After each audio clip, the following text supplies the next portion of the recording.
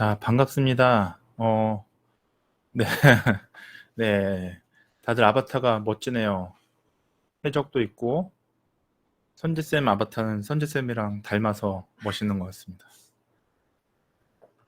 자, 오늘부터는요, 이제 첫 시간이라서, 원래는 저희가 이제 건강정보학 말고요, 그 다음 시간이 원래 보건 빅데이터 연구 방법론인데, 원래 제가 고민이 좀 많았어요. 그래서 사실 이제 연구 방법론이라고 하는 거는 두 가지가 들어가야 되거든요. 하나는 이제 리서치 디자인이 들어가야 되고요.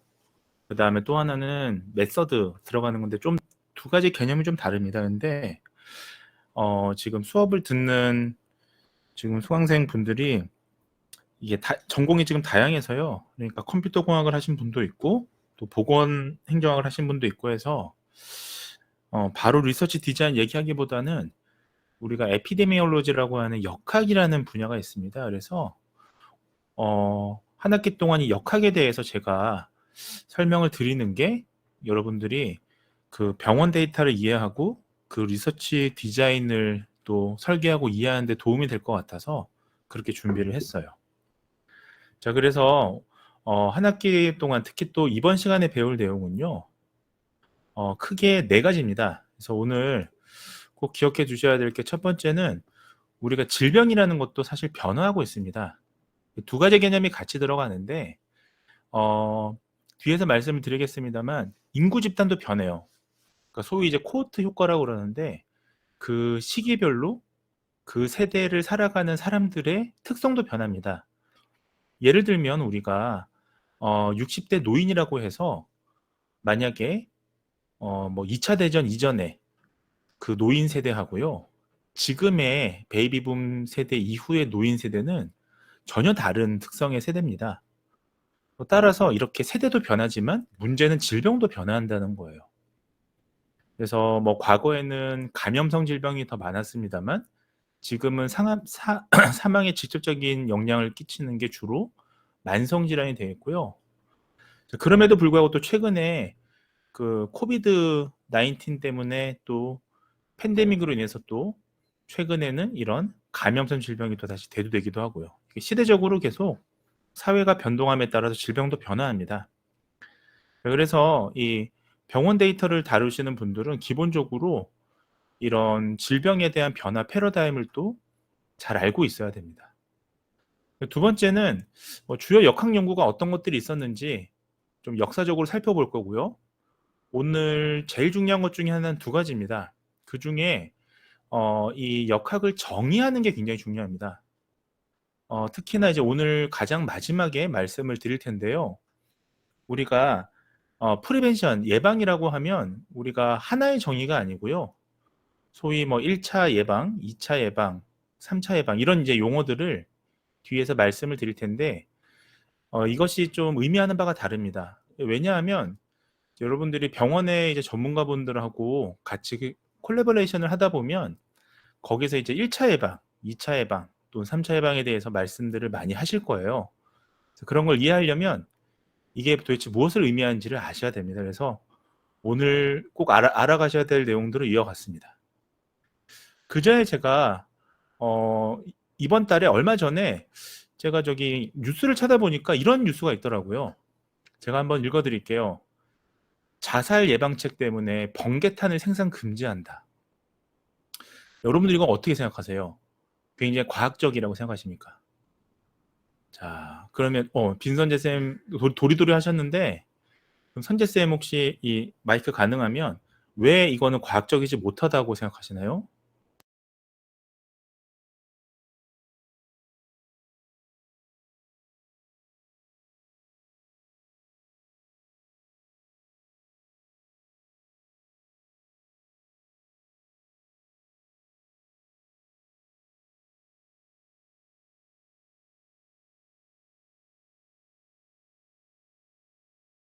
네, 좋습니다.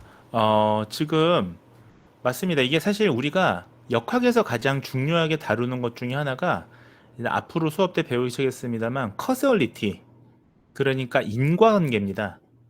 우리가 사실은 인과관계, 즉 커서얼리티라는 측면에서 봤을 때 지금 번개탄이라고 하는 이 연탄을 금지하면 자살이 줄어들 것이냐? 자, 그 부분에 대해 사실 어렵죠. 근데 웃긴 거는 지금 이게 지금 뉴스 기사예요. 뉴스 기사, 연합뉴스 기사인데 보시면 과거에 그라목손은 효과를 냈다. 그라목손은 뭐냐 하면 농약입니다. 그러니까 이 농약, 독성이 있는 농약 그라목손을 이 생산을 좀 줄였더니 당시 이제 농약을 먹고 음독 자살하시는 분들의 수가 줄어들었던 건 있죠. 자, 그러면 이게 이제 연관성이냐 아니면 인과성이냐? 다시 이제 말씀드리면 커설리티냐, 그러니까 인과관계냐 아니면 어서시에이션. 그라목손을 생산을 줄였더니 자살률이 줄은 게 그러면 인과적이냐, 커설리티냐, 어서시에이션이냐. 자, 이거는 사실은 논란의 여지가 있죠. 자, 그래서 우리가 역학을 공부해야 되는 게 이런 것들의 어떤 참 사실을 밝히기 위해서예요. 두 번째 보시면 이건 어떻습니까? 이것도 제가 정말 최근에 제가 뉴스를 보다가 수업 때 쓰려고 스크린샷을 했는데 보시면 제가 읽어드릴게요. 출산율을 높이기 위해서 어떤 특정 지자체에서는 데이트 비용을 지원한다고 합니다. 어떻게 생각하세요? 자, 그러면 이것이 이제 커스얼리티가 되려면 자, 데이트 비용이 늘어나면 출산율이 늘어난다는 거니까 네, 어떻게 생각하십니까? 또 도리도리 하시는데 네.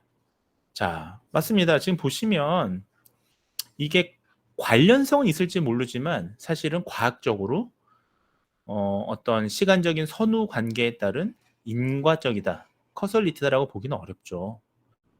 자, 그러면 하나 더 뉴스를 제가 준비했습니다. 자, 이것도 최근 뉴스인데요. 자, 잘 씹지 못하는 노인. 그러니까 우리가 뭐 틀니를 낀다든지 해서 음식물을 잘 씹지 못하는 노인이 있다고 가정할게요. 자, 이 사람들이 치매, 치매 위험이 높다라는 연구 결과를 세브란스 병원에서 낸 겁니다. 자, 이건 어떻게 생각하세요? 이건 좀 과학적이라고 생각하십니까?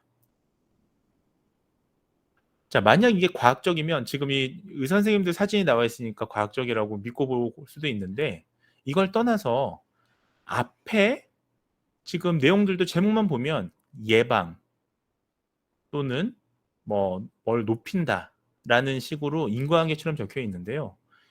자, 이것도 그러면 인과관계냐 아니면 과학적인 근거가 없냐? 자, 이거를 밝히는 게 우리 역학에서 해야 될 일이에요. 그래서 우리가 소위 인과관계라고 하는 것은 한 개인, 몇몇의 사람을 대상으로 할 수가 없습니다. 이런 것들의 이제 관련성, 연관성, 인과성을 밝히려면요. 정말 많은 수의 집단을 대상으로 소위 이제 파퓰레이션, 인구 집단을 대상으로 관계를 밝혀야 되는 겁니다.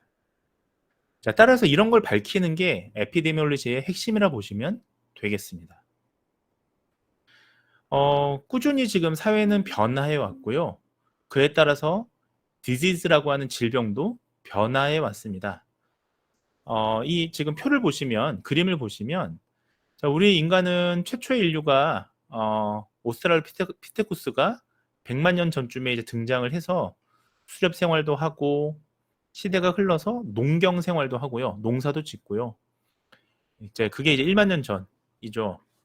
자, 그 이후에 농경 시대가 쭉 지속되어 왔다가 지금 이제 시대가 굉장히 빠르게 전환되었습니다. 대표적인 게 바로 인더스트리 레볼루션이라고 불리는 산업혁명이 18세기 말에 있었고요. 자, 그러다 보니까 이 시기를 비롯해서 이제 인구는 급증하게 되고요.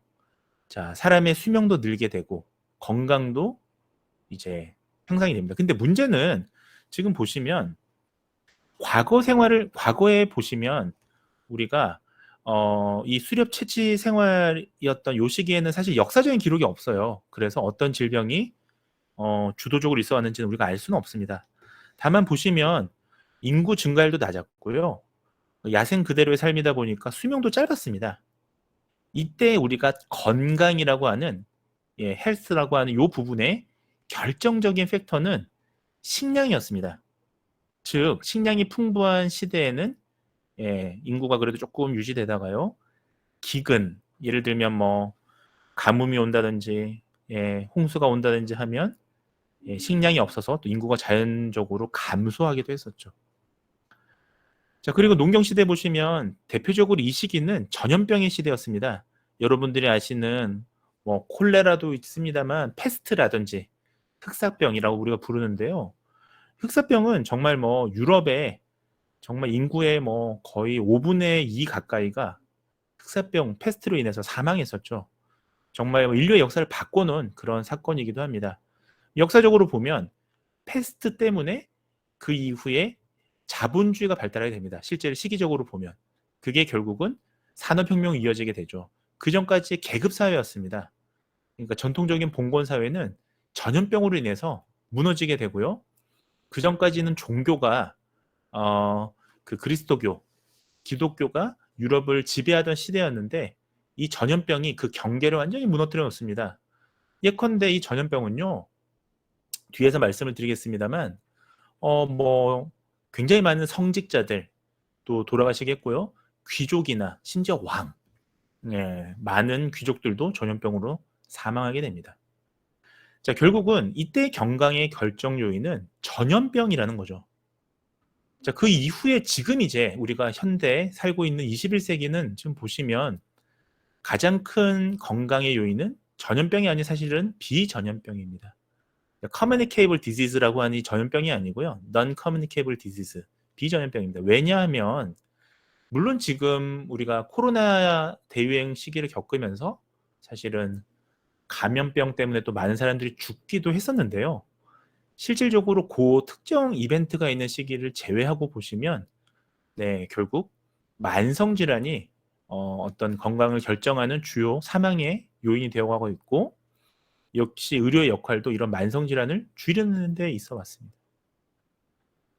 사실 우리가 이 파퓰레이션이 성장하는 이 그로스 레이트를 보시면 지금 보시면 인구가 쭉 유지가 되어 왔어요. 그러다가 2000년에 와서 2000년전이 아니라 여기 1000년도, 2000년 요쯤에 와서 쭉 늘기 시작합니다. 이게 왜 그러냐면 굉장히 재밌는 게 여러분들 1차 대전 있죠. 1차 대전. 그 이전 시기까지 평균 수명이 몇 살이었을 것 같아요? 40살이 안 됐었어요. 평균 수명. 실제로 통계치를 찾아보면. 그러니까 우리 지금 여러분들은 1차 대전 이전 사람들보다 거의 2배를 살고 있는 겁니다. 거의 매년 우리가 0. 몇 세씩 평균 수명이 늘고 있거든요. 그러니까 지금 보시면 인구도 마찬가지입니다. 지금 2022년에 80억 명이라고 하는데 굉장히 많이 늘었죠. 제가 고등학교 다닐 때 저희 세계 인류는 50억 명이라 배웠었는데 그새 지금 30억 명 가까이 지금 는 겁니다. 빠른 속도로 증가하고 있고요. 자, 그러다 보니까 주요 사망 원인, 이것도 변화하고 있습니다. 우리가 100년 단위로 한번 살펴보시면 20세기에는요, 1900년도에는 보시면 주로 인플루엔자라든지요, 그러니까 커뮤니케이블 디지즈, 주로 감염병 질환들이었습니다.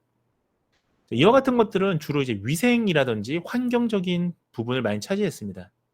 자, 그런데 우리가 지금 인구 10만 명당 사망률을 보시면 21세기를 살아가고 있는 현재 시점에서 보시면 이제 인플루엔자나 이런 것들은 쭉 떨어지고요. 지금 이 붉은색으로 되어 있는 것이 커뮤니케이블 디지즈인데 보시면 에이즈나 이런 것들은 굉장히 낮고요. 실질적으로 굉장히 이제 많은 순위를 차지하는 것은 non-communicable disease, 그 중에서도 만성 질환이 되겠습니다. 크라닉 디지즈가 되겠습니다. 자, 예를 들면 심혈관 질환이라든지 캔서라든지 이런 것들이 지금 굉장히 높은 사망률을 초래하는 그런 질병들이죠.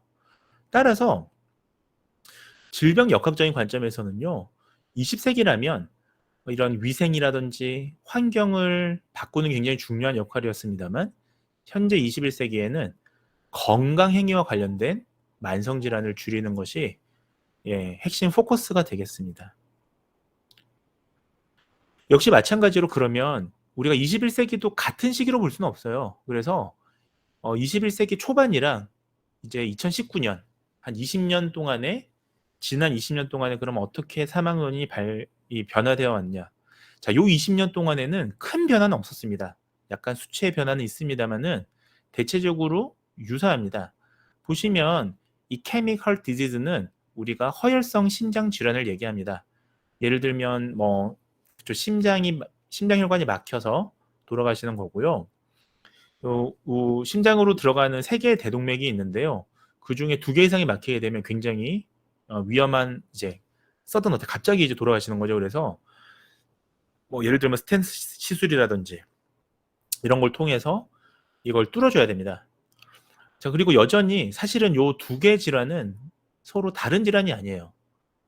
그래서 이걸 2가지를 합쳐서 우리는 심뇌 질환이라고 해요.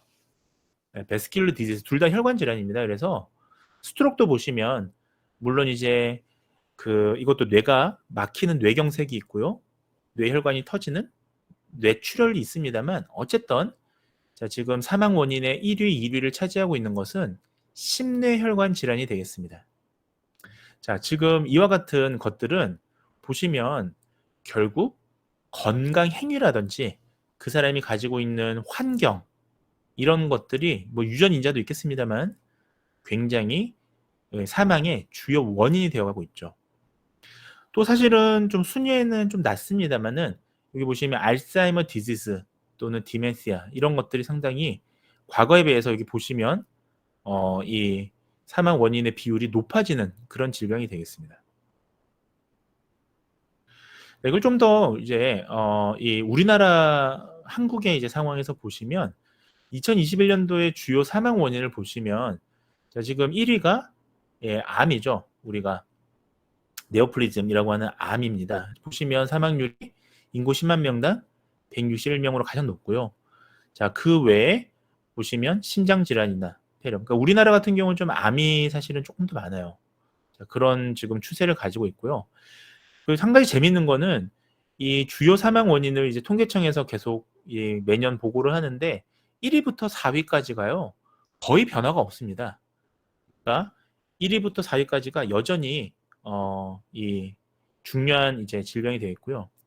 폐렴 같은 경우는 우리가 BCG나 이런 거 예방 주사를 맞아서 많이 이제 뭐 이렇게 중요한 질병인가 싶은데 의외로 생각보다 폐렴이 사망률이 높습니다. 자, 그리고 우리나라 같은 경우는 또 특이한 게 지금 외국과는 다르게 우리나라는 자살이 되게 높은 나라입니다. 그러니까 결국 이건 지금 우리가 그냥 단순히 인구수에 대비해서 그렇지 20대나 30대 사망률에서 보면요. 자살이 1위예요. 그러니까 결국 스스로 목숨을 끊는 이런 것들이 충분히 예방 가능한 그런 부분들이기 때문에 우리가 지금 보시는 1위부터 5위, 6위, 7위 거의 대부분이 지금 보시면 예방 가능한 것들입니다. 그렇지 않습니까? 그리고 지금 보시면 암은 계속 사망률이 늘고 있고요. 자, 뭐 폐렴 자살률이 조금 꺾여 있는 것 같지만 여전히 우리나라에서 굉장히 높은 비율을 차지하고 있습니다. 자, 결국 그래서 우리가 이런 지금 사망 원인이나 이런 것들을 통계청에서 매년 보고를 하고 있는데 자, 이런 걸 지금 우리가 왜 그러면 조사를 하느냐? 자, 이런 것들을 통해서 인구 집단의 어떤 질병 양상의 변화도 보고요. 또 예방 정책의 가장 우선순위가 뭔지도 파악하게 되기 때문이죠. 그래서 기본 자료로 사용이 됩니다. 즉 우리가 통계청이나 이런 데서 보시면 총 사망수가 증가하느냐. 자, 지금 뭐 오늘날 보시면 코로나 때문에 사망자가 많이 증가했죠, 사실. 그런 것들. 자, 조사망률. 네, 이거는 이제 그 해에 전체 사람들 중에서 돌아가신 분, 그러니까 순수 사망률, 요걸 조사하는 겁니다. 이런 것도 증가하는가. 그다음에 사망 원인 가장 큰 게 뭔지 이런 것들은 이제 국가적인 정책을 짤 때 굉장히 중요한 요인이 되겠습니다. 한 가지 재밌는 거는 영아 사망률인데요. 이거는 굉장히 중요한 지표입니다. 영아 사망률은 왜 중요하냐면 우리나라는 영아 사망률이 사실 낮죠. 하지만 우리나라도 과거에 이제 전쟁 이후에는 영아 사망률이 굉장히 높았습니다. 선진국이냐 아니면 선진국이 아니냐를 이제 나누는 기준이 여러 가지가 있는데 뭐 GDP로 나누기도 하고요. 뭐 GNP로 나누기도 하고요.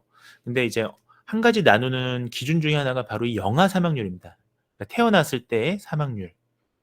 자, 특히나 출생 후 28일 이내에 사망이 얼마큼 높은지 이런 것들은 그 나라의 의료 시설이라든지 보건 상황들을 대표해주는 중요한 지표가 되겠습니다.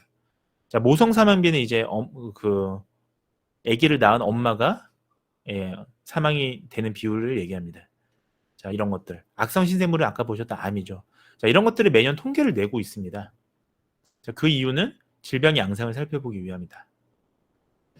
자, 그렇게 쭉 해왔더니 결국은 하나의 공통적인 어떤 사실을 발견할 수가 있었던 거죠.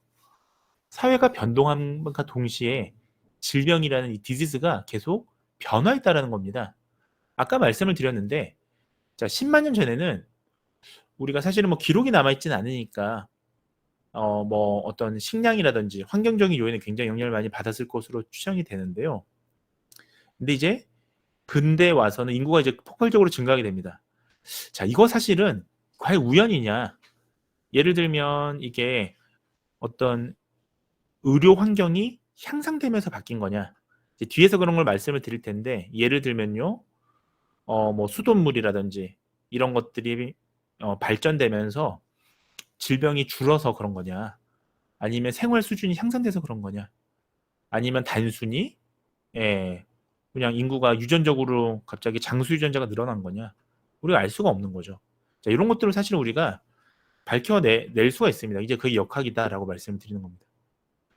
근대에서 현대로 오면요, 이제 전염성 질환이 감소합니다. 사실 이 전까지 아까 그 표에서 말씀을 드렸다시피 패스트라든지 콜레라라든지 이런 게 굉장히 중요한 질병이었는데, 자, 패스트는 오늘날에는 사실 거의 찾아보기가 어렵죠. 자, 왜 그러냐? 이것도 한번 살펴보셔야 돼요. 역사적으로 보시면 단순히 이 사람이 이제 면역력이 강해져서 그러냐? 아니면 질병에 대한 노출. 그러니까 예를 들면 콜레라를 일으키는 쥐가 이제 대표적이죠. 아, 콜레라가 아니라 패스트. 패스트를 일으키는 대표적인 게 쥐잖아요. 현대에는 쥐가 많이 줄어들었습니다. 과거에 비해서. 사람들의 삶에 있어서요. 그러니까 이런 게 줄어서 그러냐? 아니면 사람의 면역력이 증가했냐? 사실 이것도 과학적으로 밝혀볼 필요가 있죠. 역학에서는 충분히 밝힐 수가 있습니다. 오늘날에는 가장 중요한 거는 비전염성 질환이 아까 말씀드렸다시피 크라닉 디지즈, 만성 질환인데요. 이게 과연 그렇다면 중요한 건 예방이 가능하냐? 이런 것들을 연구하는 학문이 에피데미올로지, 역학이다라고 말씀을 드릴 수가 있겠습니다. 자, 그럼 결핵 같은 경우에도 보시면 대표적인 게, 자, 한번 예시를 보시자면, 자, 그럼 결핵이 자연적으로 면역력이 늘어서 지금 결핵에 대한 사망률이 줄은 거냐? 아니면 결핵이 뭐 이 결핵 예방하는 유전자가 늘어났냐? 아니면 백신이 늘어났냐? 자, 이런 점에서 보시면 우리는 하나 이런 그래프에서 트래젝션을 볼 수가 있습니다. 지금 보시면, 자, 그 결핵균이 발견되기 이전에는 결핵으로 인한 사망률이 높았죠. 왜 죽는지 모르는 거예요, 사람들이. 그러다가 자, 이제 20세기를 쯤으로 쭉 들어오면서 결정적으로 이렇게 줄었던 이런 트래젝션을 보시면, 자, 치료법이 나온다든지요. 심지어 예방 접종, BCG가 대표적인 결핵의 예방 주사잖아요. 자, 이런 게 발견되면서 결핵으로 인한 사망률이 급속도로 주는 이런 구간들이 있어 왔습니다. 이 곡선이 급속도로 감소하는 요 구간들을 보시면 그 순간순간에 어떠한 사실은 의학적인 이벤트가 있었던 거죠. 백신이 개발이 된다든지, 트리트먼트 치료법이 개발이 됐다든지 이런 것들입니다. 자, 그래서 이런 우리가 그러면 역사적으로 통계를 내는 게 에피데미올로지나 그러진 않습니다. 이런 통계치를 내는 거는 우리가 어떤 질병의 변화 양상을 보기 위해서 그런 거고요. 트렌드를 보기 위해서 그런 거고요. 사실은 그 이상으로 이 질병을 예방하는 게 핵심이기 때문에 역학에서는요. 자, 그 질병을 예방하고 이제 건강한 삶을 유지하기 위해서 어떻게 할 것이냐, 이게 지금 사실 핵심입니다. 그래서 지금부터는 이제 건강 모델, 건강에 대한 이론에 대해서 좀 말씀을 드리려고 합니다. 그리고 그 건강 모델이 있기까지 역학에 대한 역사적인 흐름을 좀 말씀드릴 거예요. 조금 편하게 보셔도 되고요. 오늘 가장 중요한 부분 뒤에서 말씀드릴 1차 예방, 2차 예방, 3차 예방에 대한 개념을 익히시는 게 더 중요하십니다. 이건 역사 얘기니까 편하게 들으셔도 됩니다. 자, 건강을 얘기하는 모델들은 뭐 역사적으로 사실 기록을 보면 더 이전부터 쭉 있어 왔을 텐데요. 그 대표적인 이론을 보시면 17세기에 멜더스라는 사람이 나옵니다. 멜더스 혹시 누구신지 아세요? 예, 멜더스는 사회학자예요. 이 사람은 원래 이제 인구론이라고 아마 들어보신 분들 있을 텐데, 예, 그 사람입니다. 멜더스 인구론. 자, 어떤 얘기를 했냐면 이 사람은 지구에는 자원이 한정되어 있으니까, 예, 이 자원 리소스가 한정되어 있으니까 인구가 계속 늘어나면 어떻게 됩니까? 자원이 없어질 거 아니에요. 그러니까 어느 날 이제 멜더스가 생각을 한 거예요. 곰곰이 생각해봤더니 쥐들 있죠, 쥐. 쥐는요, 쥐가 계속 막 번식하는 것 같지만 가뭄이 오거나 이런 재난, 디제스트가 오면 쥐들이 줄어들어요. 예, 이게 이 아기를 안 낳습니다. 쥐 자식을. 그러다 보니까 이게 멜더스가 어느 날 이렇게 생각을 한 겁니다. 지구는 한정적인데 자원은, 예, 인구는 늘고 있으니까 우리가 건강한 삶을 하기 위해서는 뭐 산화 제한, 아기를 낳지 말자, 쥐처럼 이렇게 생각을 한 거죠. 이게 당시에는 굉장히 받아들여지는 그런 주의였습니다. 왜냐하면 그 17세기만 해도 예를 들면 쌀이라든지요. 그 다음에 곡식, 밀이라든지 이런 것들이 지금처럼 뭐 신농법이 개발된 게 아니라서 이 생산량에 한계가 있었어요. 그러니까 우리가 자원은 한정되어 있는데 사람이 계속 늘면, 예, 기아 현상이 늘 것이다. 이렇게 생각을 했던 게 당시에는 예, 이론이 맞았습니다. 지금 생각하면 말이 안 되죠. 그리고 18세기, 20세기는 보시면 이때 굉장히 많이 그 전염성 질병들이 줄게 됩니다. 감소하게 됩니다. 그래서 이때 사실은 가장 고민은 바로 communicable disease, 그러니까 전염성 질병이었어요. 대표적인 게 박테리아, 세균이라든지요. 자, 왜냐하면 산업혁명이 이제 발생되면서 사람들이 어떤 현상이 생기냐면 도시에 몰리게 됩니다.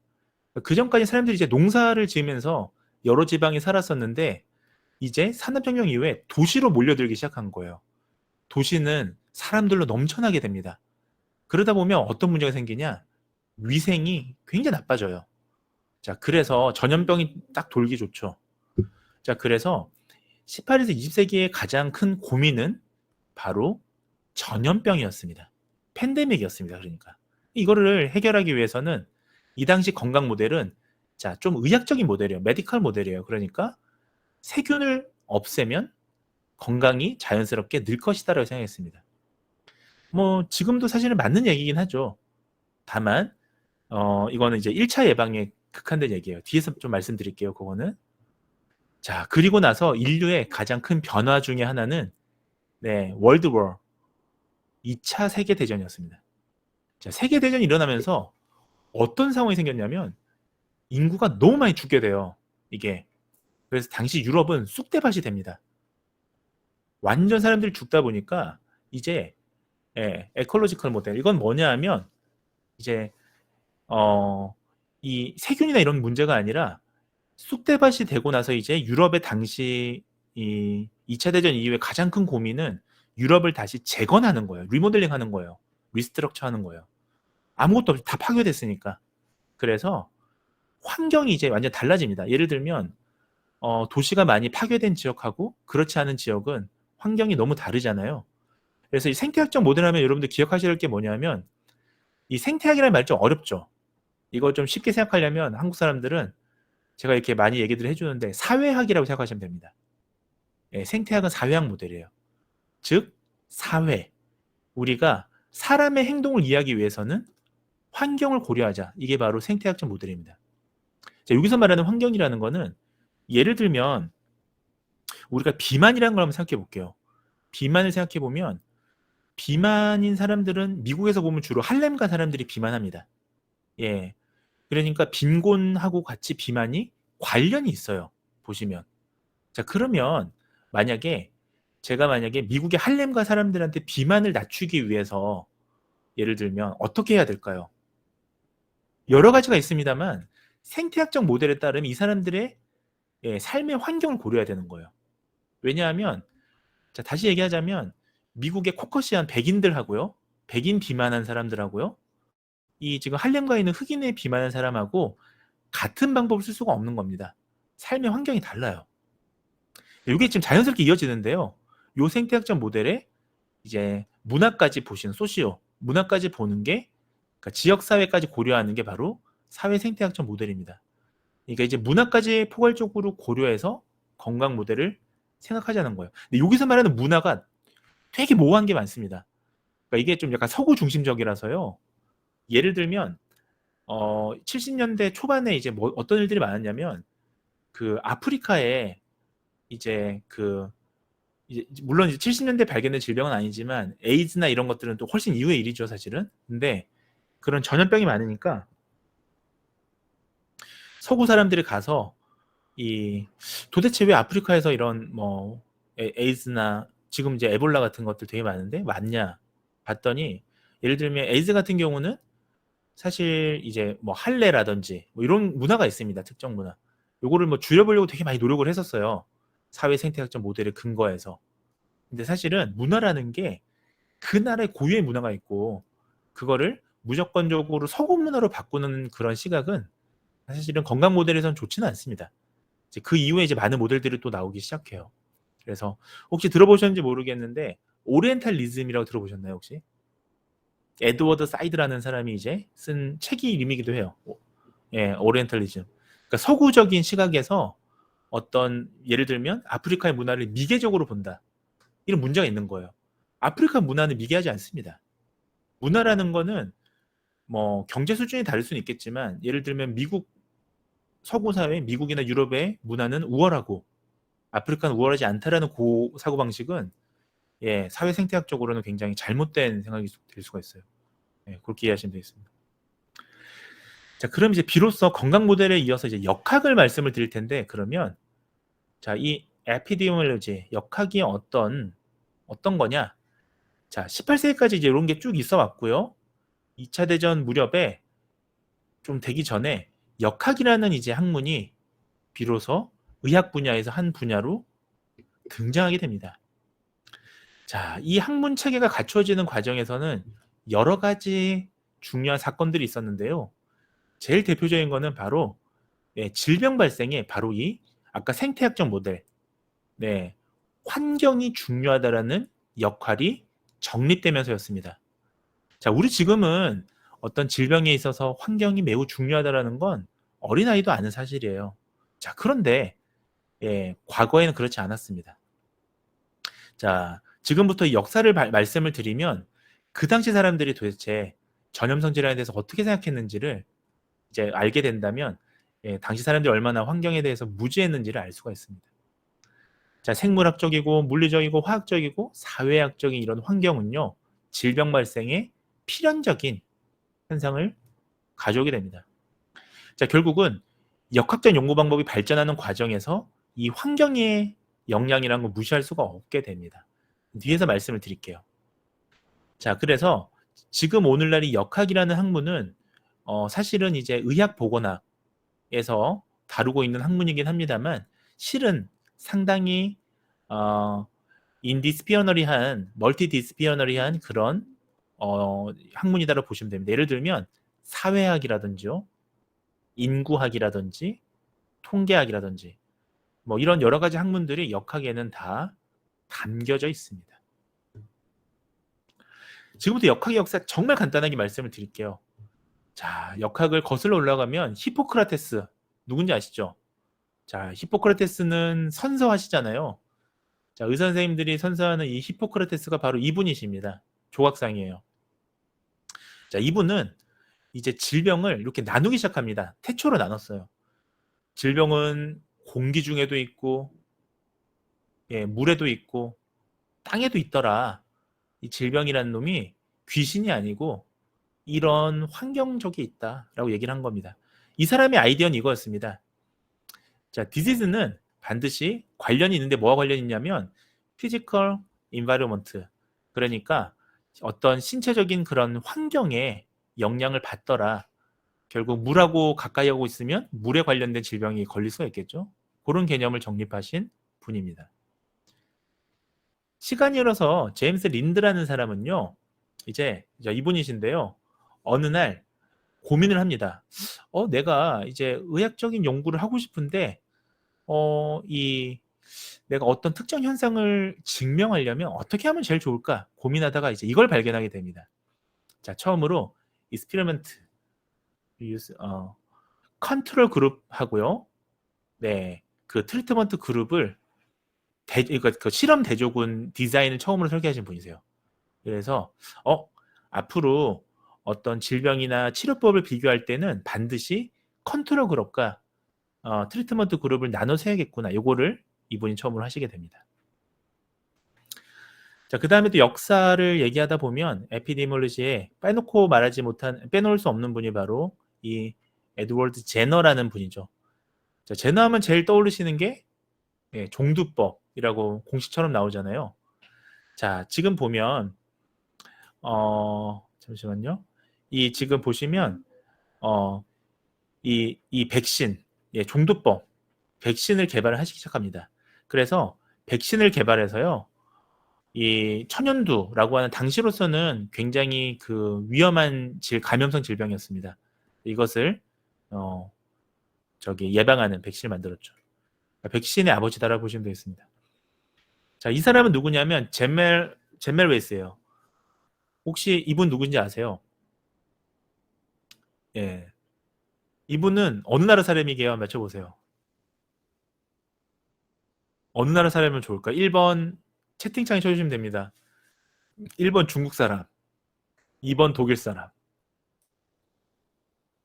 네. 채팅창에 쳐주시면 됩니다. 아, 그렇죠. 독일 사람이죠. 네, 그렇죠. 네, 중국 사람처럼 안 생겼잖아요. 자, 농담이고요. 자, 보시면 젠멜 바이스는 어떤 사람이냐면 혹시 산모열이라고 들어보셨어요? 네, 그 아이를 낳자마자 엄마들이요, 산모가 갑자기 급격한 고열에 시달리면서 죽는 걸 얘기합니다. 이 당시에 1840년대에는 산모열이라는 게 굉장히 유행처럼 번지던 시기였습니다. 그래서 아기를 낳고 엄마들이 사망하게 됩니다. 자, 그래서 산모열에 대해서는 되게 많은 논란이 있었어요. 당시 의학적인 지식으로서는 이 사람이 이제 의사 선생님이신데 보니까 주로 이제 산모열은 감염이다. 뭐 아니면 호흡기 감염이다. 음식을 통해서 감염된다. 뭐 공기 중에 감염된다. 이런 얘기가 굉장히 많았습니다. 근데 이 사람이 어느 날 쭉 관찰해 봤더니 그게 아니고요. 의사 선생님들이 손을 안 씻는 거예요. 손을 안 씻고 출산을 도와주다 보니까 결국 의사 선생님들의 손에 의해서 이 산모열이라는 게 퍼지게 됩니다. 따라서 이 사람은 간단한 방법으로 산모열을 줄이기 시작합니다. 가장 간단한 방법은 핸드워싱, 그냥 손을 씻는 거죠. 그래서 그 이후에 산모열이 굉장히 줄어들었다 보시면 됩니다. 역학의 역사하면요, 이분 빼놓을 수 없습니다. 이분은 역학의 여기 나오네요. father예요, father of epidemiology. 자, 역학의 아버지입니다. 존 스노우를 빼놓을 수가 없습니다. 자, 존 스노우는 어떤 역할을 했길래 도대체 father라고 불리냐? 네, 이 사람은 콜레라에 대해서 수인성 질병인 것을 밝혀냅니다. 수인성 질병이라는 건 물을 통해서 이제 매개로 전달된다는 건데요. 런던 사람입니다. 딱 봐도 영국 신사처럼 생겼죠. 이 사람이 어느 날 런던에서 이제 콜레라가 대유행이 있었어요. 네. 그래서 콜레라 대유행 시기에 어느 날 이때 콜레라가 이제 막 퍼질 때 사람들이 어떻게 얘기를 했냐면 이 책을 쓴 겁니다. 이 사람이. 이 책 이름이요. On the Mode of Communication of Cholera라고 하는 책을 쓰셨는데요. 이 당시에 콜레라에 대한 배경을 한번 살펴보시면 이 존 스노우가 굉장히 위대한 인물이라는 걸 알 수가 있습니다. 이 당시 사람들은 어떻게 생각했냐면요. 콜레라는 구름을 통해서 전파가 된다고 생각을 했었어요. 이게 무슨 말이냐면 예를 들면 이렇게 땅이 있으면 제가 한번 필기를 한번 해볼게요. 땅이 있으면 땅이 있으면요. 이렇게 고지대가 있고 저지대가 있을 거 아닙니까? 그럼 고지대는 유럽에 옛날에 성이 많았어요. 성이 이렇게. 그 귀족들이 많이 살았죠. 그리고 여기 이제 마을이 있습니다. 그러면 구름이 이렇게 있을 거 아니에요. 그러면 고지대에 있는 이런 데 이제 수도승이라든지 이런 뭐 귀족이라든지 이런 사람이 주로 살았는데 여기는 안 걸린다는 거예요. 콜레라가. 그리고 구름 밑에 있으니까 여기는 콜레라가 걸린다는 거예요. 그렇게 생각을 했었습니다. 그 시대 사람들은 의학적으로. 근데 이 존 스노라는 사람은 이게 마취과 의사 선생님이었어요. 마취과 의사.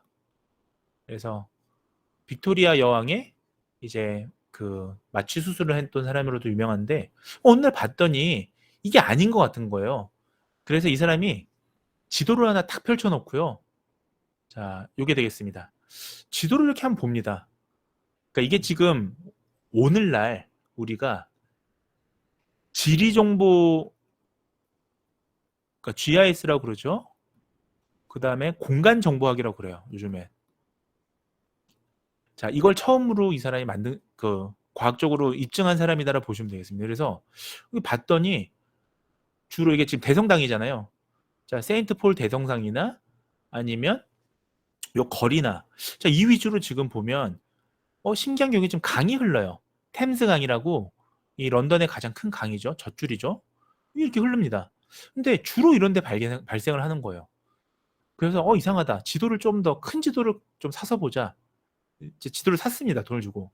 사서 봤더니 자, 새알려 본 겁니다. 여기 지금 데스라고 되어 있는 요 녹색 동그라미는 사망자예요.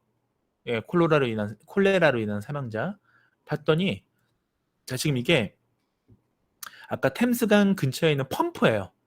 펌프 근처에 아주 근거리에 있는 사람들이 주로 많이 죽었더라. 이거를 발견하게 됩니다.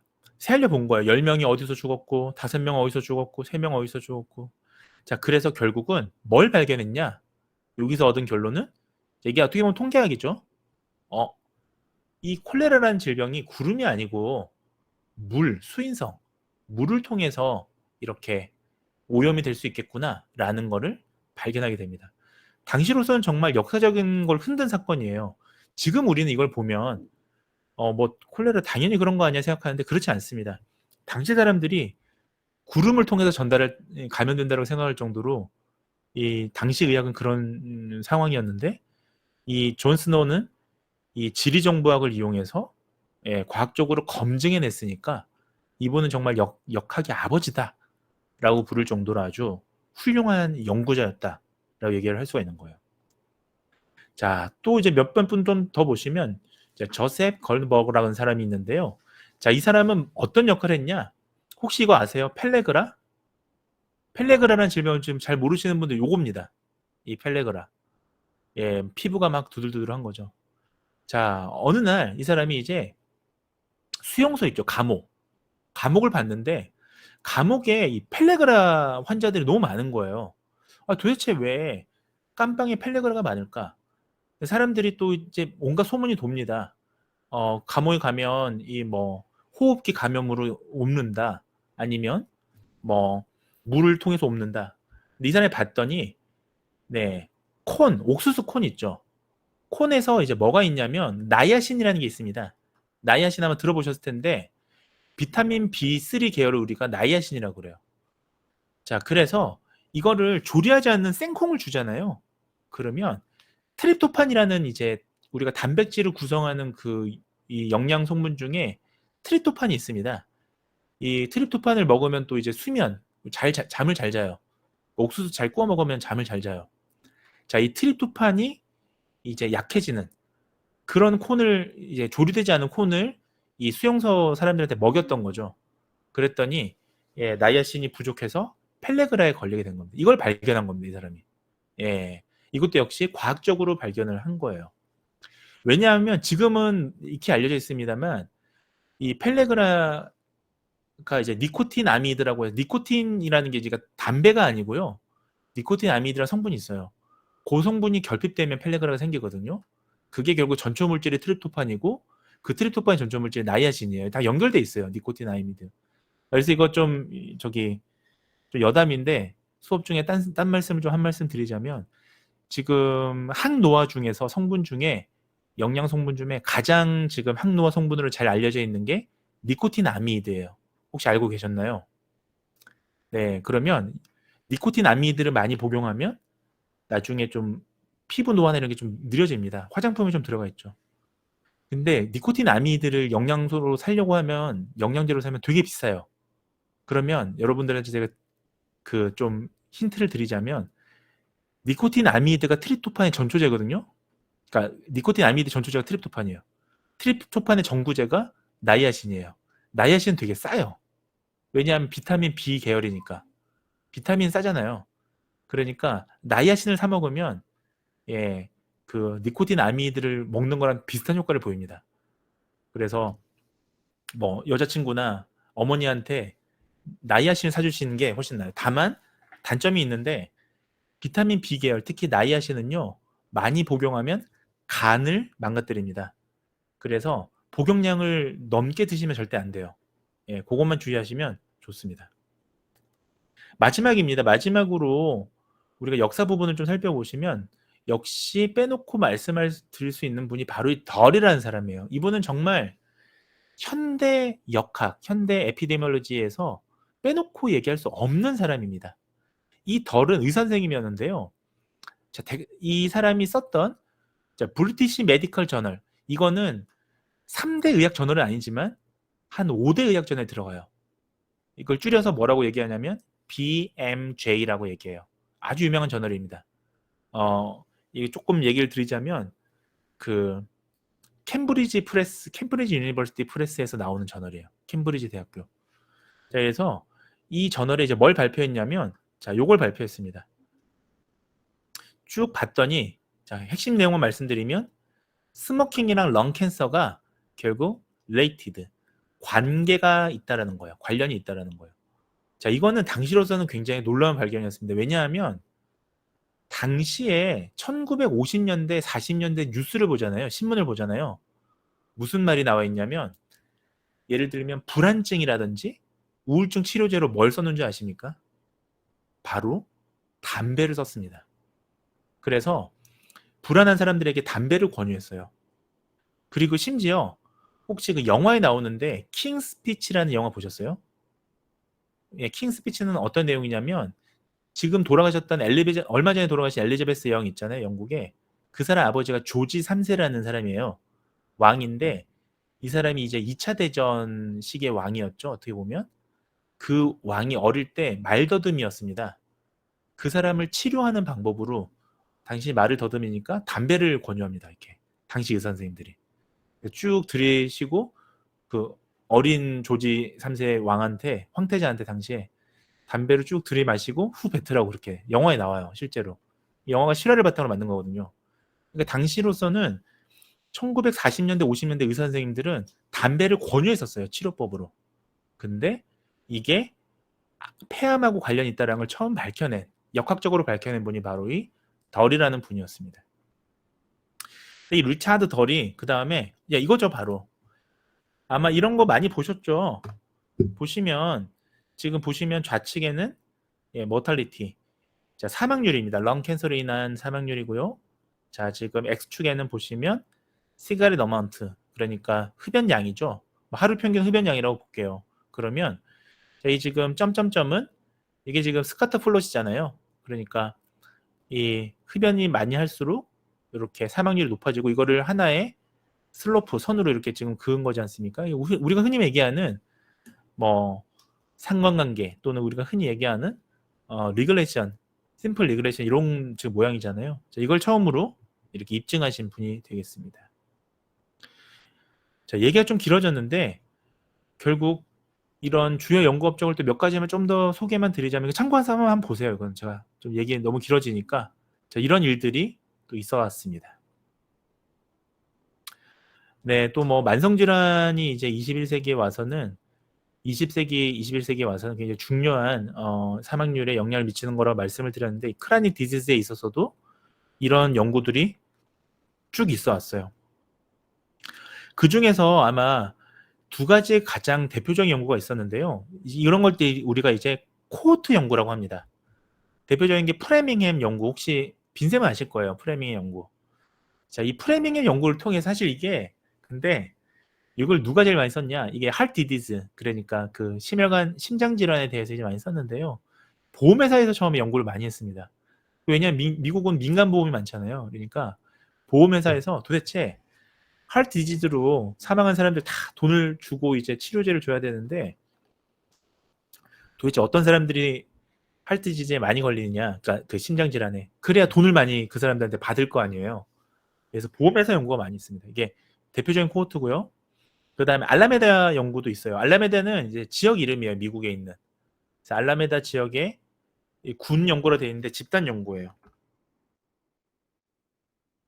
그래서 건강 행위와 예를 들면 뭐 이 사망률과의 관계를 본 대표적인 코호트가 알라메다 코호트가 되겠습니다.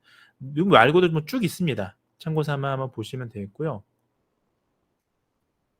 자, 그러면 이어서 이게 지금 용량이 커서요. 조금 걸려요. 예. 이어서 자, 역학 개념 좀 말씀드리겠습니다. 아마 이제 슬라이드가 거의 다 왔고요. 한 하나, 둘, 셋, 넷, 다섯, 여섯 슬라이드 하면 맞출 수 있을 것 같습니다. 그래서 자, 여기까지는 좀 편하게 보시면 됩니다. 이제 중요한 건 제가 중요하다 말씀을 드릴게요. 자, 그러면 역학이라는 게 뭐냐? 다시 한번 보면 한자어로는 예, 이렇게 적혀 있습니다만은 예, 원래 이 그리스어인가요? 에피랑 데모스, 올러지 이거 학문이라는 뜻이고요. 그래서 인구 집단을 대상으로 무언가 이제 질병을 살펴볼 때 우리는 역학이라는 표현을 씁니다. 자, 그래서 역학에는 큰 두 가지 가정이 있어요.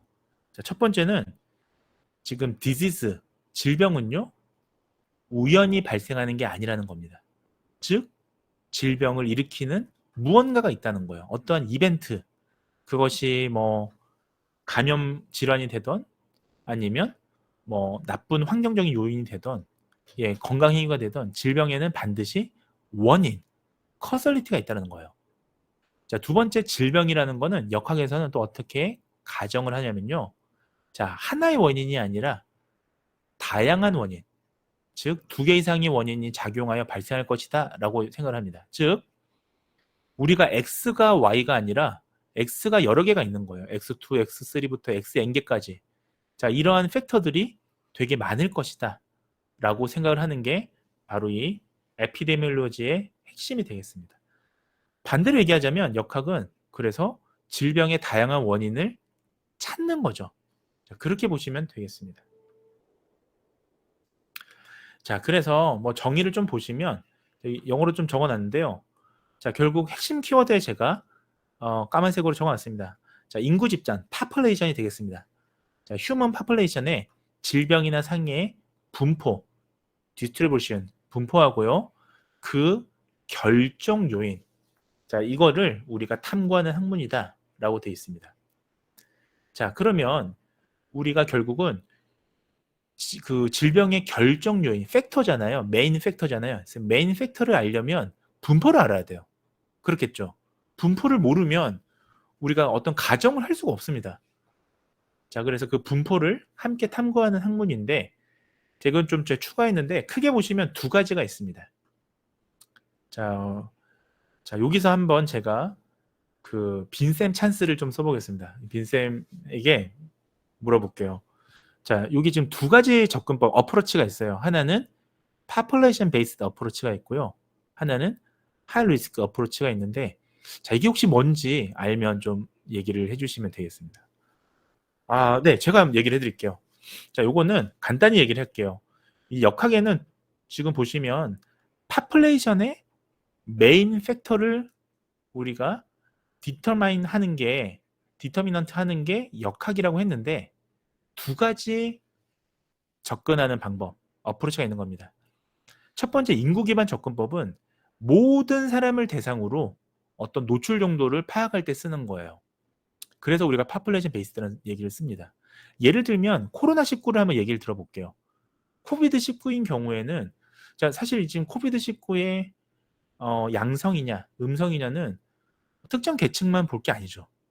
이거는 모든 사람이 다 봐야 돼요. 자, 왜냐하면 모든 사람이 이런 팬데믹 영향을 받으니까. 자, 이런 같은 경우는 보건학, 퍼블릭 헬스를 위한 접근법이 되겠습니다. 자, 근데 때로는 모든 집단을 볼 필요가 없죠. 대표적인 게 하이리스크 어프로치인데요. 이거는 클리니컬한 어프로치예요. 무슨 말이냐면 예를 한번 제가 들어봤어요. 밑에다가. 자, 제가 만약에 치매를 조기에 선별하고 싶습니다. 자, 그러면 제가 치매 검사를 10대한테 할 필요가 있을까요?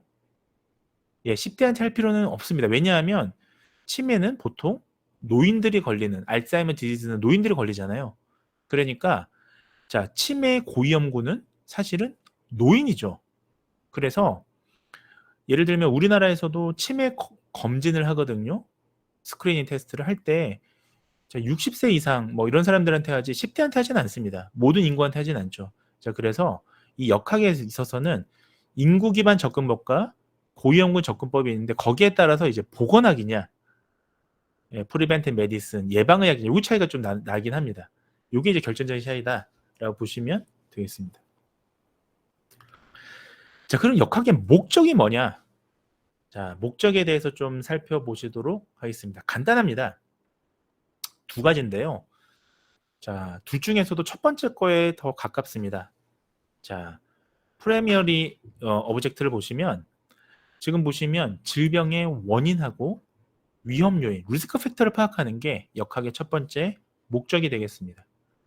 자, 우리가 보시면 어떤 사람들은 사실은 건강하고 어떤 사람들은 질병으로 가기도 하고.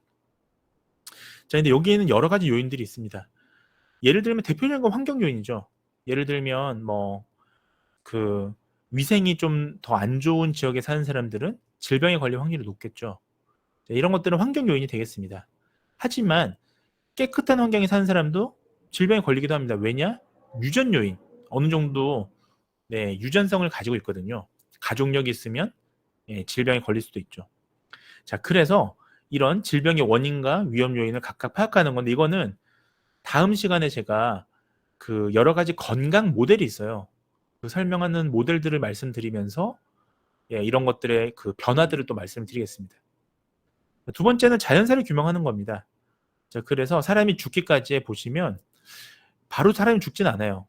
어떻게 죽냐면 보통 건강하다가 임상 전 단계, 그러니까 프리 클리니컬 이제 그 스테이지라고 하는데, 그러니까 바로 질병이 걸리기 전 단계가 있습니다. 그리고 나서 질병 단계로 오게 되고 어떤 사람들은 회복되기도 하고 또 어떤 사람들은 사망에 이르기도 합니다. 자, 이와 같은 패턴을 보이게 되는데 이러한 패턴을 파악하는 게 역학의 목적이다라고 보시면 되겠습니다. 자, 그러다 보니까 역학에서는 아무래도 역학적 관점에서는 임상 단계보다는요. 자, 이 프리 클리니컬 단계, 이 임상 전 단계에 조금 더 관심을 가질 수밖에 없습니다. 네. 왜냐하면 리스크 팩터를 파악하는 게 역학의 목적이니까요. 자, 또한 우리가 역학은요. 건강이나 질병의 분포를 기술합니다. 왜냐하면 우리가 앞서 보셨다시피 자, 건강의 메인 팩터를 우리가 찾기 위해서는 분포를 알아야 돼요, 질병의.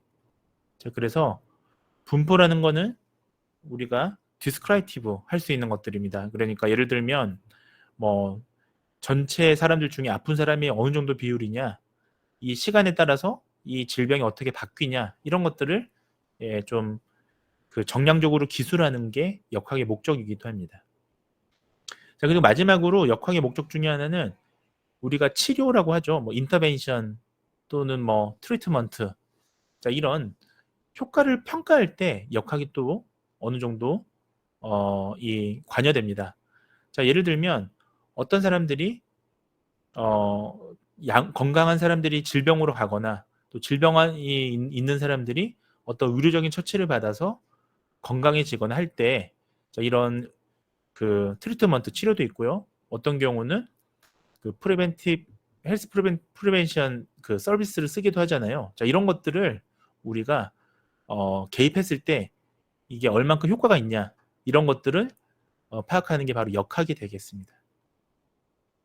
오늘 제일 중요한 걸 지금부터 남은 한 10분 정도 사이에 말씀드리겠습니다. 이게 제일 중요합니다. 자, 먼저 우리가 그 역학에서 이제 주로 사용되는 용어들, 데피니션을 좀 보실 필요가 있는데요. 자, 이거는 제가 흥씨 마이크가 있나요? 흥씨가 보시고 흥씨가 한번 설명해 주실래요? 자, 영어로 그냥 보시고, 물론 흥씨가 어떤 백그라운드를 안다고 가정하는 게 아니라 지금 요걸 보고 얼마큼 이해하는지를 얘기해 주시는. 네. 왜냐면 우리는 알고 있으니까. 그래서 네. 흥 씨가 이걸로 자기가 이해한 바를 얘기해 주면 빈 선생님이 이제 맞는지 안 맞는지 또는 보충 설명을 해주시면 되겠습니다. 자, 네, 먼저 엔데믹은 칠리 뭐지? 지역에 따라 이승화요. 잠시만요. 맞아요. 네. 맞습니까, 빈쌤? 네. 네, 지역에 따라 질병하는 것은 그리고 에피데믹은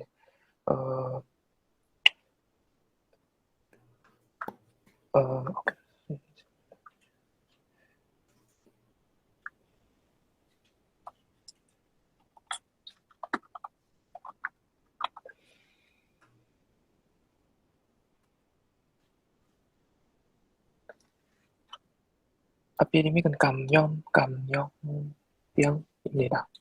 그리고 코비드 인구처럼 좀 그렇죠. 네. 인구 좀 많은 인구. 그러니까 이게 에피데믹은 우리가 그 일반적으로 같은 조건을 가지고 있는 사람들 있잖아요. 그런 커뮤니티 속에서요. 그러니까 지역이나 커뮤니티라 얘기하는데 어떤 특정 질병이 얼마큼 전파되는지 네, 그런 것들을 보는 겁니다. 그래서 우리가 지금 뭐 에피데믹이라는 용어들은 우리가 이 에피데미올로지의 핵심이 되겠습니다. 네, 계속 말씀해 주세요. 팬데믹은 전 세계의 질병입니다. 그렇죠. 그러니까 그리고 이 에피데믹이 이제 네, 그 전 세계적으로 퍼지면 팬데믹이 됩니다. 요즘 팬데믹이라는 용어는 뭐 너무 잘 사람들이 아시더라고요. 좋습니다. 네. primary prevention은 하고 secondary prevention 그냥 예방.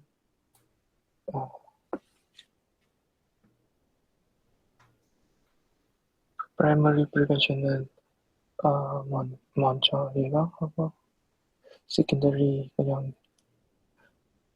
질병 줄이기 하고 tertiary prevention은 너무 목적한 질병 줄이기 위해서. 네. 그러니까 컴플리케이션은 뭐냐면 우리가 후유증이라고 그래요. 그러니까 뭐라 그러죠? 후유증이 아니라 그 뭐라 그러죠? 재발보다는 아니요. 재활보다는 컴플리케이션은 뭐냐면 뭐라 그러죠? 당뇨병이 있으면 당뇨병의 합병증. 네, 합병증을 얘기해요. 그러니까 이게 이제 1차 예방, 2차 예방, 3차 예방인데 제가 요거를 좀 여러분들이 이해하기 쉽게 짠 다음 슬라이드를 또 제가 추가를 했습니다. 자, 요거를 보시면 이제 오늘 제일 중요한 반드시 알아야 될 개념이 되겠습니다. 오늘 내용 중에 가장 중요합니다. 네. 지금 학습 매니저가 뭐라 얘기했냐면요. 지역별 특성을 보는 걸로 풍토병이라고 하는 것으로 알고 있습니다. 네. 이렇게 얘기를 했네요.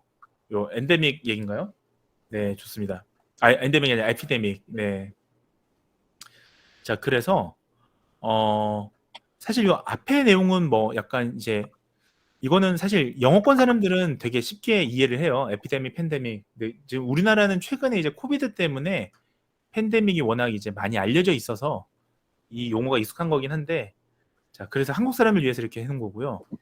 자, 요게 지금 1차 예방, 2차 예방, 3차, 요게 제일 중요한 개념이에요. 왜냐하면 여러분들이 이제 그 병원에 있는 피지션들, 의사 선생님들하고 커뮤니케이션을 하다 보면 그 어떤 뭐 AI를 개발하더라도 그게 1차 예방이냐, 2차 예방이냐, 3차 예방이냐 이런 얘기들을 할 수가 있습니다. 그걸 제가 오늘 정리를 해드리면서 수업을 마무리 지으려고 합니다. 자, 반드시 아셔야 되는데 첫 번째 우리가 1차 예방은요. 자, 프라이머리라는 우리가 용어를 쓰는데요. 자, 우선적이라는 뜻이죠, 원래는. 자, 질병 자체를, 발병 자체를 예방하는 거 우리는 1차 예방이라고 합니다. 자, 발병 자체를 예방한다는 게 무슨 의미냐? 질병 자체에 초점을 맞추는 게 되겠습니다. 그래서 예를 들면 우리가 대표적인 게 코비드-19죠. 코비드-19 같은 경우에 우리는 예방접종이나 이런 것들을 하고요. 백신을 맞고요. 그다음에 위험 요인의 노출을 감소하기 위해서 우리 마스크를 그동안 꼈었지 않습니까? 이 두 가지의 목적 자체는 우리가 백신을 맞고 마스크를 낀 이유는 코비드19라는 이 질병 자체를 예방하기 위해서였어요. 초기 단계. 자, 이 발병을 예방하자라는 건 1차 예방. 그러니까 다시 얘기하면 예방에서 가장 중요한 프라이머리한 그런 컨디션이라는 겁니다. 두 번째는 세컨더리. 그러면 프리벤션은 뭐냐? 세컨더리. 2차적인 건 뭐냐? 바로 질병을 조기 발견하는 겁니다. 자, 그래서 우리가 스크리닝이라고 하죠. 스크리닝. 네, 그래서 조기에 발견하고 조기에 치료하는 걸 2차 예방이라고 합니다. 1차 예방은 직접적으로 어떤 특정 질병을 예방하는 거고요. 1차 예방과 2차 예방이 가장 다른 점은 바로 2차 예방은요. 프리클리니컬 페이지, 그러니까 전임상 단계, 즉 질병 초기 단계라고 얘기할 수도 있는데요. 비슷한 내용인데, 네, 이 단계의 사람들을 타겟으로 한다는 게 좀 차이가 있습니다. 예를 들면요, 치매 같은 경우, 디멘시아 같은 경우는 알츠하이머 디지즈라든지요. 자, 이런 거는 자, 사실 걸리면 나을 수 있는 방법이 없기 때문에 이 사람들을 예방하는 게 중요한데, 디멘시아를 예방하는 가장 좋은 방법은 디멘시아 걸리는 사람들 예방하는 게 아니라 이 사람들을 조기에 발견해서 디멘시아 바로 전 단계, 자, 프리클리니컬 단계가 바로 마일드 커그니티브 임페어먼트라고 하는 치매의 바로 전 단계 질병이 있죠. 그래서 얘를 조기에 발견해서 인지 감퇴를 커그니티브 디클라인을 좀 지연시키는 게 가장 효과적이잖아요. 자, 그래서 2차 예방이라는 용어를 씁니다. 자, 3차 예방은 뭐냐면 이게 이제 좀 에피데미올로지에서는 좀 나중에 등장한 개념인데요. 자, 이거는 아까 얘기했던 컴플리션, 그러니까 질병으로 인한 컴플리케이션, 질병으로 인한 장애를 최소화하는 거예요. 여기서 말하는 질병으로 인한 장애라는 건 두 가지가 있습니다. 후유장애일 수도 있고요. 아까 말씀드렸던 합병증일 수도 있어요. 자, 대표적으로 뇌졸중 같은 경우는 뇌졸중 자체로 인해서 사망률도 높아집니다. 물론 뇌가 손상당하는 거니까. 하지만 뇌졸중은 환자가 살아나더라도 심각한 장애를 입게 됩니다. 디스오더가 생기죠. 디스오더가. 자, 그래서 뇌졸중을 재활치료하는 개념, 즉 이 후유장애, 디스오더를 재활치료하는 경우는 자, 원래대로